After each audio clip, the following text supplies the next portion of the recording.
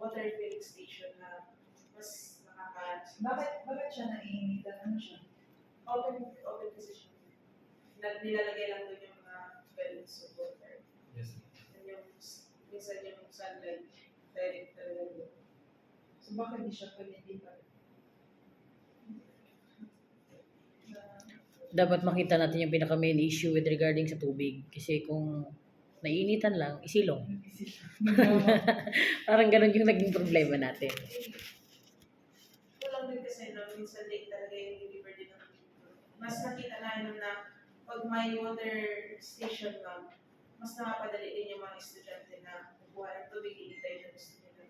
It's more convenient for them to refill agad. Shortage of water supply or potable water supply. Yes.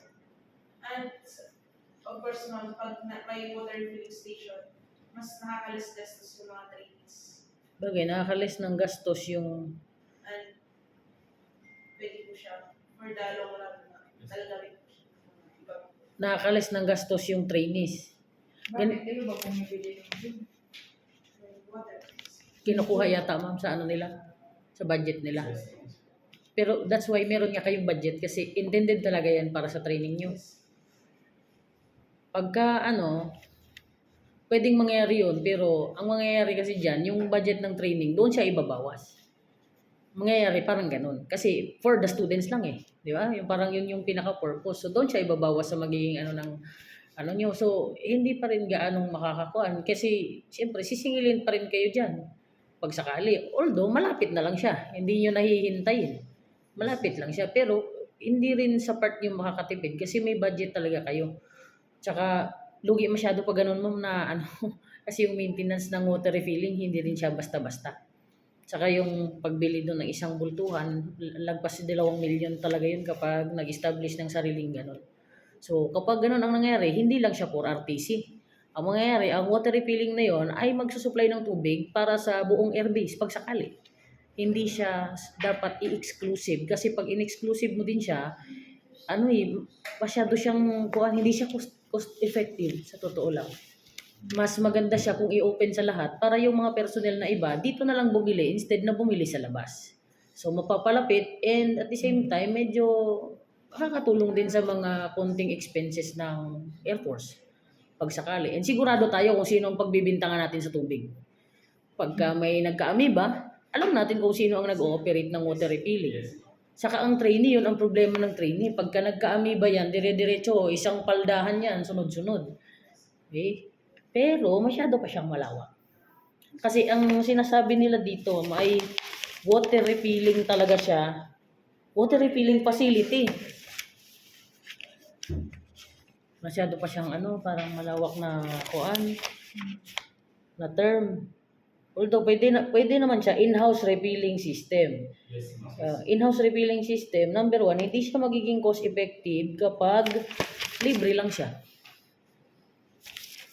Kasi kung isusupply sa lahat, dapat may bayad talaga siya according sa budget ng bawat opisina. Although pwede mong gawin siguro ma'am na mura. Yun yung point ng cost effective. Pwede siguro and mas malapit siya, hindi na gaanong malaki yung charge kasi wala na masyadong charge sa delivery. Pero the point here is may iba kasing water refilling sa loob ng base. Di ba? So parang hindi siya naging unique. Kailangan yung humanap ng something na unique na ipipresent nyo sa magiging panel ng final defense na may kasamang konting push ng persuasive na action nyo na makonvince sila na ito ay kailangan nyo talaga. At number 1, wala kayong ganito. Or meron kayong ganito, pero ang sistema natin is may capability tayong i-enhance for our own benefits. Diba? Atakihin nyo yung part na kung ang nagsusupply ng tubig is private, why not we supply our own water? Number 1, for safety purposes. We know kung sino lang ang humahawak ng tubig natin, may iwasan natin ang malaking chance ng compromise. Pwedeng gano'n, pagka kayo, parang dinidepensaan nyo yung issue, dapat gano'n makonvince nyo yung readers ninyo. Ako medyo ako dito sa awareness of ROTC students regarding PAP programs, medyo hindi ako dito. Yung pagkalatag din nila, no? Oo. Kasi alam nyo, aware ang mga ROTC talaga kasi may ARSENS tayo eh. aware sila sa mga ROTC programs. That's why usually you are here. Sa totoo lang. At saka pag aplikante ka, pag gusto mong mag-apply, hindi pwede na laging ang establishment ang sumusunod sa iyo. Dapat ikaw yung naghahanap talaga kung saan mo pwedeng ilagay ang iyong sarili. Okay? So, pagdating naman sa ating ma'am, yung parang sa mobilization natin with regard sa pag-i-inform natin sa mga hindi naman masyadong kulang. So, hindi siya pwede. Hindi siya pwede. Okay? Kahit nga kayo sa mga school pa nga lang may sa General Santos City, sa mismong school ng Ramon Magsaysay pa tayo nagre-receive ng mga application. So, school to school based, nasa locality nyo na talaga. Okay? So, hindi masyado, ha? Sensya na kayo dito. Dito sa counseling mo, medyo gusto ko to. Nang konti, ma'am, kasi meron tayong mga konting mga issues regarding sa ng mental health. Suicides, Oh.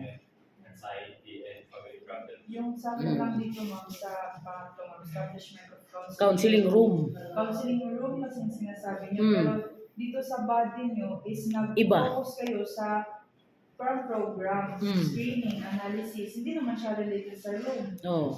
So related siya sa program kung yung pamamalakad, kung paano na-handle yung mga mental health issues. Hindi naman siya naka-state doon na kailangan may private room. Na gano'n na gets mo ba yung Kung room kasi, ma'am, yung pinag-uusapan natin, ano ang magiging impact ng privacy ng room? privacy. Di ba? Anong impact noon with regards to your mental health? Or pwede nyo siyang baguhin, establishment of, kaya ma'am, counseling program, or monitoring program of the mental health of the officer trainees. Pwedeng ganon. Yes, ma'am. Pwedeng ganon kasi yun ang nandito sa body nila. Tsaka less cost yun kaysa magpatayo ka ng Yes, ma'am.